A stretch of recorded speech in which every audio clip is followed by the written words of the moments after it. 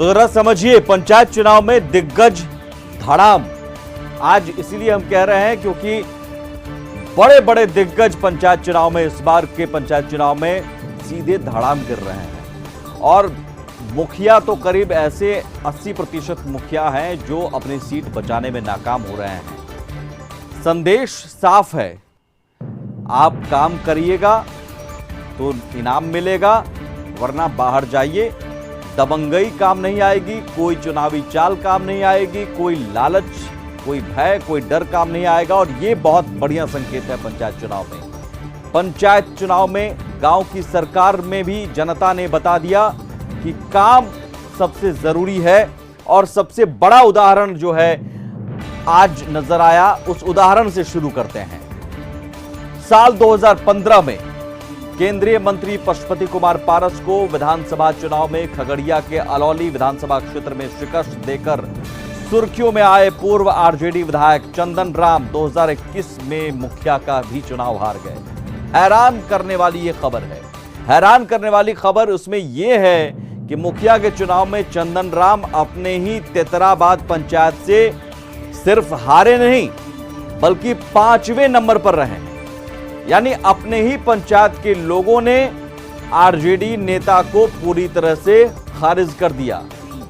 विधायक रहने वाले चंदन राम को मात्र अपने ही पंचायत में 567 वोट मिले। और यही नहीं, पूर्व विधायक चंदन कुमार के छोटे भाई पिंटू कुमार, जो कि जिला परिषद क्षेत्र संख्या 4 से जिला परिषद सदस्य के लिए चुनाव लड़ रहे थे, उन्हें भी हार मिली। तो ये समझिए कि पूर्व विधायक जो पशुपति कुमार पारस जैसे शख्सियत को हराया, आरजेडी के पूर्व विधायक चंदन राम साल 2015 में केंद्रीय मंत्री पशुपति कुमार पारस को हराया था। खगड़िया के अलौली विधानसभा क्षेत्र से पशुपति पारस को हराकर विधायक चुने गए थे। और उस समय पशुपति पारस को हराने पर चंदन राम को खूब सुर्खियां भी मिली थी। इस बार मुखिया चुनाव में अपने ही पंचायत के लोगों ने खारिज कर दिया। मुखिया चुनाव में चंदन राम को 5वें नंबर पर जगह मिली। और खगड़िया के तेतराबाद पंचायत, जो उनकी पंचायत है, वहां से मुखिया चुनाव में बहुत ही बुरी हार मिली। मात्र 567 वोट मिले और 5वें नंबर पर रहे।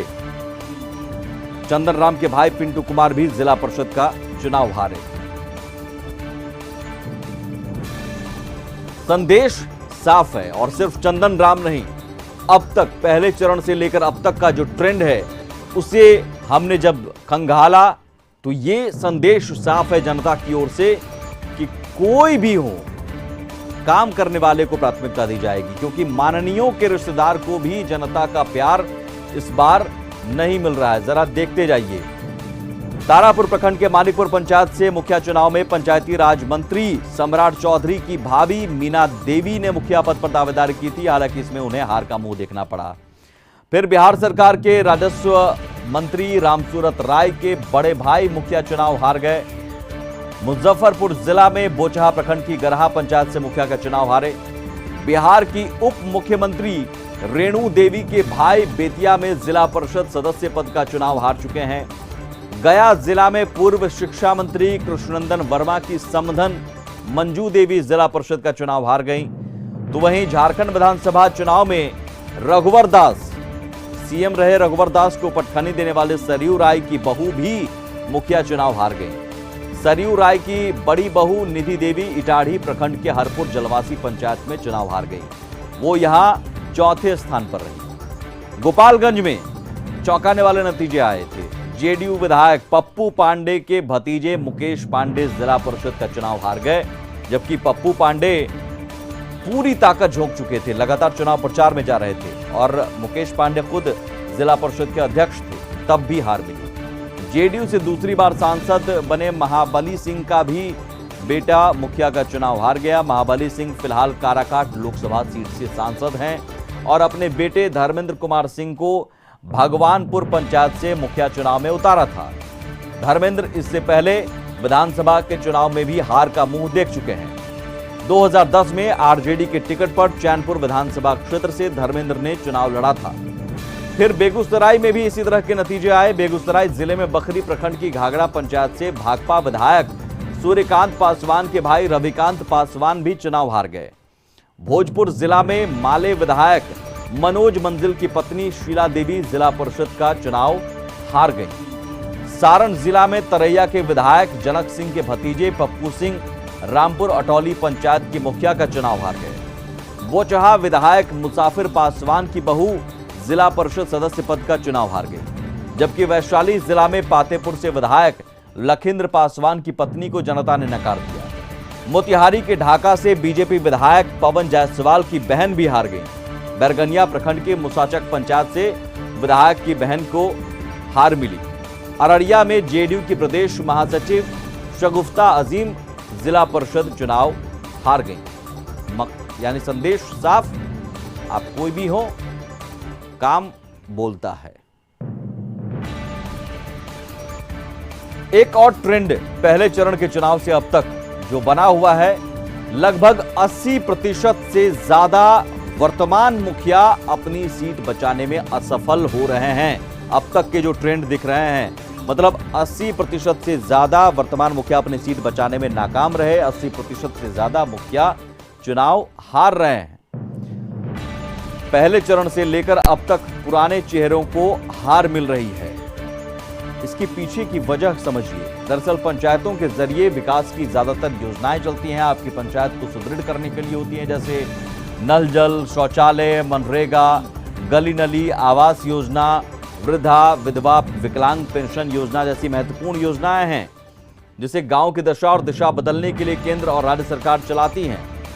ये योजनाएं चल तो रही हैं, लेकिन धरातल पर इनकी क्या स्थिति है ये सभी जानते हैं। और उसकी वजह मुखिया जी, क्योंकि मुखिया जी को ही चलाना है योजनाओं को सही ढंग से, सुचारू रूप से। तो एक बड़ी वजह ये मानी जा रही है कि इन योजनाओं को सही तरीके से गांव में नहीं उतार पाने के कारण जनता ने सबक सिखाया है और जो पुराने चेहरे हैं उन्हें हार मिली, और 80% से ज्यादा जो पुराने चेहरे हैं उन्हें हार मिली है।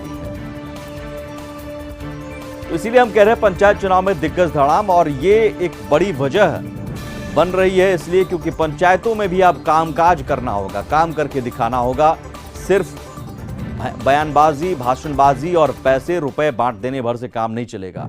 ये एक अच्छा संकेत है लोकतंत्र की मजबूती के लिए, क्योंकि लोकतंत्र निचले स्तर पर पंचायत से शुरू होती है, और वहां अगर मजबूती होगी, वहां अगर जनता जागरूक हो रहे हैं अपने काम को लेकर, अपने गांव की विकास योजनाओं को लेकर, तो ये अच्छी बात है।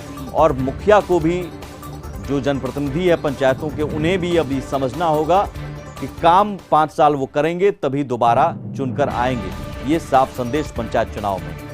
आगे बढ़ते हैं। काम बोलता है, जब हम ये कह रहे हैं तो काम बोलता है। एक नाम इसलिए के पाठक कहा जाता है, क्योंकि काम बोलता है के पाठक का, इसलिए दोबारा के पाठक को लाना पड़ा। के पाठक आए मद्य निषेध विभाग के, और फिर से उन्हें काम दिखाना होगा करके नीतीश कुमार ने उन पर भरोसा जताया है। उत्पाद और मद्य निषेध विभाग के अपर मुख्य सचिव के पाठक ने कार्यभार संभाल लिया है। कार्यभार संभालते ही एक्शन में दिखे, इसलिए हम कह रहे हैं तेवर नया दिखेगा। चार्ज लेने के बाद उन्होंने विभाग के अधिकारियों और कर्मचारियों के साथ बैठक की। इस दौरान विभाग के मंत्री सुनील कुमार भी मौजूद रहे। गौरतलब है कि के पाठक को बुधवार को ही नीतीश सरकार ने शराबबंदी कानून को सफल बनाने को लेकर मद्य निषेध विभाग के अपर मुख्य सचिव के पद पर पदस्थापित किया था। शराबबंदी कानून के शुरुआती दिनों में भी के पाठक को बड़ी जिम्मेदारी दी गई थी। मुख्यमंत्री के इस निर्णय से शराब माफियाओं के बीच हड़कंप मचा है।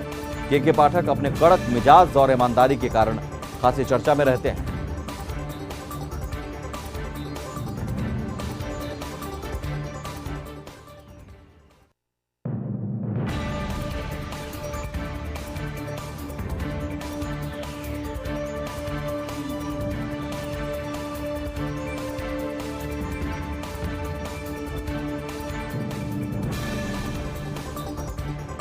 तो के पाठक कौन है और क्यों इनकी चर्चा हो रही है? अगर अपर मुख्य सचिव के तौर पर इन्हें उत्पाद और मद्य निषेध विभाग में लाया गया है, तो ये समझिए के पाठक के बारे में जानिए। 1990 बैच के आईएएस अधिकारी हैं के पाठक, और बेहद कड़क मिजाज और अपने कड़े फैसलों के लिए जाने जाते हैं के पाठक। शराबबंदी कानून का ड्राफ्ट के पाठक ने ही तैयार किया था, और शराबबंदी कानून जब लागू हुई 2016 में, तो लागू करने की जिम्मेदारी भी के पाठक को ही मिली। 2016 में मद्य निषेध विभाग की जिम्मेदारी इन्हें दी गई थी ताकि शराबबंदी को लागू कर सकें और ईमानदारी से लागू भी की। ताबड़तोड़ शराब माफियाओं के खिलाफ कार्रवाई की और उस कारण सुर्खियों में भी आए। लेकिन सितंबर 2016 में आबकारी विभाग के प्रधान सचिव से इन्हें हटा दिया गया था और उस वक्त चर्चा हुई थी के पाठक को हटाने के पीछे सियासी दबाव की चर्चा हुई थी सियासी गलियारों में। फिर अगस्त 2017 को के पाठक को खनन विभाग का जिम्मा मिला था। खनन विभाग में भी इन्होंने हड़कंप मचा दिया। बालू माफियाओं के खिलाफ भी ताबड़तोड़ कार्रवाई की थी और उस दौरान भी सुर्खियों में आए थे के पाठक की काम करने की शैली बहुत ही तेज है, आक्रामक है। किसी भी ऑपरेशन को तुरंत शुरू करने के लिए जाने जाते हैं। नवंबर 2019 में केंद्रीय प्रतिनियुक्ति पर के पाठक गए थे और शराबबंदी की समीक्षा बैठक जब 16 नवंबर को हुई, इसके बाद के पाठक की फिर से वापसी हुई। केंद्रीय प्रतिनियुक्ति से फिर से वापस बुलाया गया और अब मद्य निषेध विभाग का फिर से जिम्मा मिला है। और साफ है कि सीएम नीतीश कुमार का भरोसा एक बार जीतना होगा, फिर शुरू होगी शराब माफियाओं के खिलाफ बड़ी कार्रवाई। इसका संदेश साफ है और शराबबंदी को सख्ती से लागू करने के लिए नीतीश का भरोसा जीतने का इन पर जिम्मा है, जिम्मेदारी है और ये दिखने भी लगा है। के पाठक के मद्य निषेध विभाग का जिम्मा संभालते ही असर दिखने लगा है, एक्शन दिखने लगा है। गोपालगंज जिले के मोहम्मदपुर थाना क्षेत्र के मोहम्मदपुर तुरहा टोली में जहरीली शराब मामले में फरार चल रहे मुख्य आरोपी छठूराम को पुलिस ने उचका गांव से गिरफ्तार कर लिया। बता दें कि मोहम्मदपुर तुरहा टोली में बीते दिन 3 नवंबर को जहरीली शराब पीने से 13 लोगों की मौत हुई थी। इस घटना में नामजद मुख्य आरोपी छठूराम पिछले 15 दिनों से पुलिस को चकमा देकर अपने रिश्तेदारों के घर में छिपा हुआ था। इसी बीच एसपी आनंद कुमार को सूचना मिली कि छठूराम उचका गांव थाना क्षेत्र के सुकुलवा गांव के नजदीक नहर पर अपने एक रिश्तेदार के घर पर रह रहा है, जिसके बाद टेक्निकल सेल की मदद से पुलिस ने उसे गिरफ्तार कर लिया। गिरफ्तार छठूराम को पुलिस नगर थाना लेकर पहुंची, जहां सदर एसडीपीओ संजीव कुमार ने आरोपी से घंटों पूछताछ की। मामले में पुलिस ने पहले ही 11 आरोपियों को गिरफ्तार कर जेल भेज चुकी है। इस मामले में अब एक अन्य आरोपी फरार है, जिसकी पुलिस तलाश कर रही है।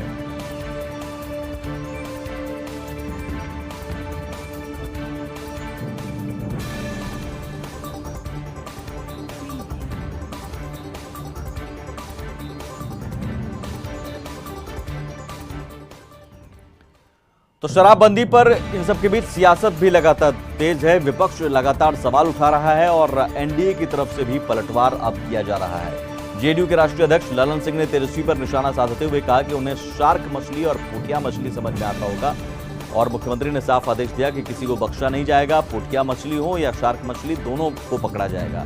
वहीं नीरज कुमार ने कहा कि तेजस्वी को स्पष्ट करना चाहिए कि उनकी मंशा क्या है। मंत्री संतोष मांझी ने भी विरोधियों पर वार किया। वहीं शाहनवाज हुसैन ने भी विपक्ष पर हमला किया। और पोठिया मछली उनको समझ में आता होगा। हमने तो कहा है कि तेजस्वी यादव जितना शराबबंदी के खिलाफ बोल रहे हैं तो उनको अपने इलेक्शन मैनिफेस्टो में शामिल कर लेना चाहिए कि शराबबंदी खत्म करेंगे वो। लेकिन बिहार में शराबबंदी है और शराबबंदी रहेगा और शराबबंदी को नियंत्रित करने के लिए जितने सख्त से सख्त कदम हो सकते हैं राज्य सरकार उठा रही है।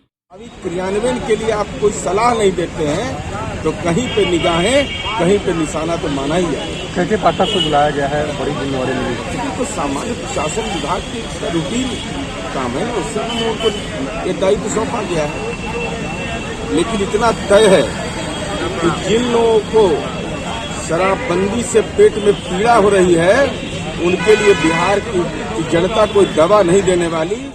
कोई भी कानून बनता है, कुछ भी इतना बड़ा समाज है हमारा बिहार है, हर प्रवृत्ति के लोग रहते हैं और किसी एक व्यक्ति की कुछ गलतियां होती है उसको हम ओवरऑल ख़राब नहीं कहें। हाँ, इतने बिहार में ऐसा नहीं है कि लोग शराबबंदी के प्रति सब संवेदनशील हैं। सब चाहते हैं कि समाज में ये जो कुरीतियाँ हैं, खास करके मदिरा पान करना और किसी फॉर्म में मादक द्रव्य का उपयोग करना, ये आप सबको पता है कि एक ख़राब चीज़ है। हम लोग जिस समाज से आते हैं, जिस परिवेश से हम लोग आए हैं, हम लोग तो वहाँ देखे हैं कि इसके हानि क्या है।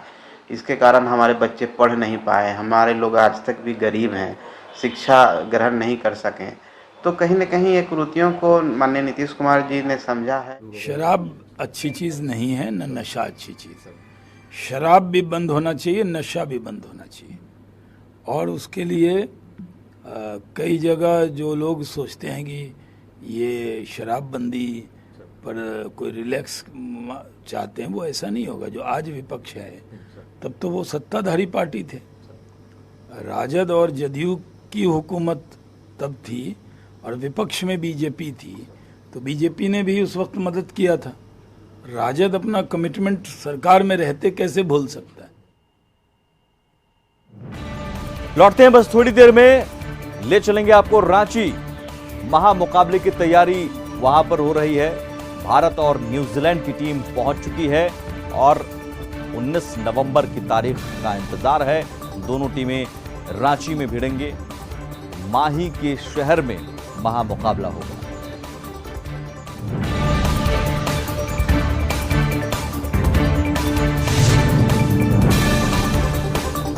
बात सपाट और अब लिए चलते हैं रांची। आपको 19 नवंबर को भारत और न्यूजीलैंड के बीच महामुकाबला होना है और भारत और न्यूजीलैंड के मैच को लेकर दोनों टीमें रांची पहुंच गई हैं। दोनों टीमों को होटल रेडिसन ब्लू में ठहराया गया है। होटल के बाहर पुलिस ने रोड के दोनों तरफ बैरिकेडिंग लगा दी है, जिससे बड़ी गाड़ियों का प्रवेश पूरी तरह से निषेध है और वहीं पुलिस की तैनाती भारी संख्या में कर दी गई है। कि प्रशंसक जो काफी भारी तादाद में यहाँ आए थे, वो अपने चाहते प्लेयर को देखना चाहते थे, उसकी तस्वीर निकालना चाहते थे। लेकिन जो बायो बबल का जो नियम है, बीसीसीआई के द्वारा जो नियम जो बताया गया, उसको फॉलो करते हुए रांची पुलिस ने जो प्रशंसक है उसे 200 मीटर की दूरी पर जो बैरिकेडिंग लगी हुई थी वहाँ लगा दिया गया था, जहाँ प्रशंसक दूर से ही अपने जो चाहते जो प्लेयर है उसे देख सके या उसका जो फोटो है उसे ले सके। हम यहाँ और भी लोगों यहाँ से प्रशंसकों से बात करना चाहेंगे कि किस तरह किसे देखने आए थे और किसे केएल राहुल को देखना पसंद किया हम लोग और इंडिया को मैच जिताएंगे भी।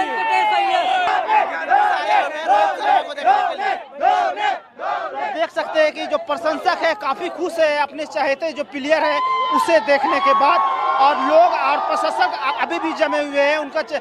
उनकी सोच है कि अभी भी कोई प्लेयर उन्हें दिख जाए।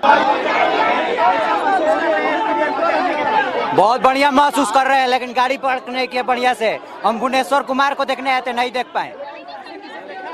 हाँ, मैं सूर्य कुमार यादव, युजवेंद्र चहल को और दीपक चहर को देख पाए। हमारा रहा है चहल को देखे और किसी को नहीं देखे।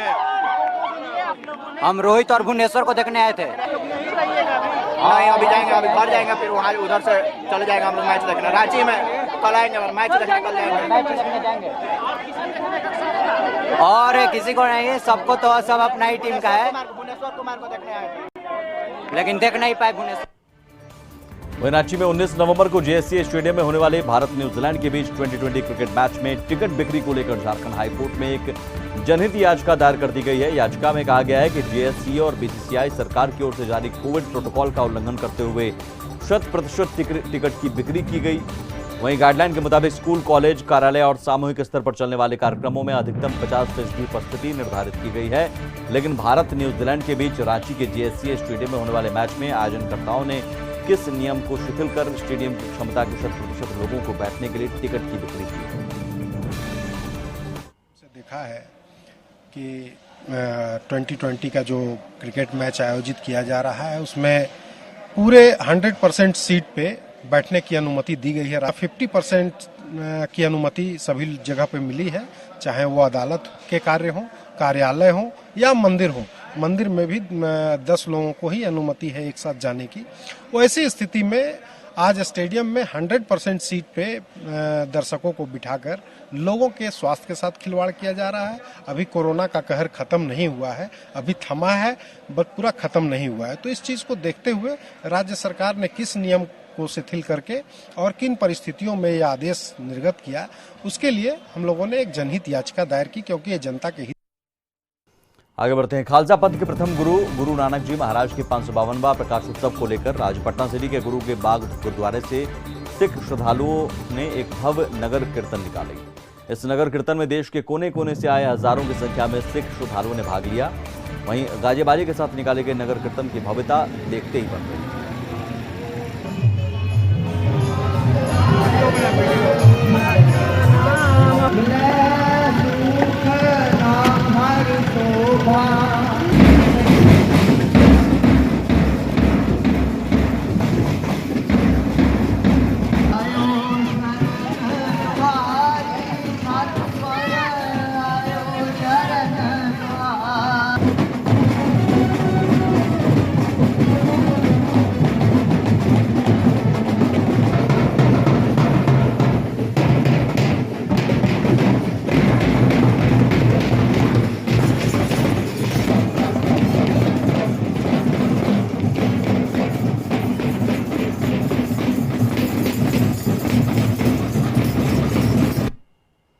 और इसी के साथ बात सपाट में आज बस इतना ही। कल फिर होगी मुलाकात, तब तक के लिए इजाजत दीजिए। नमस्कार।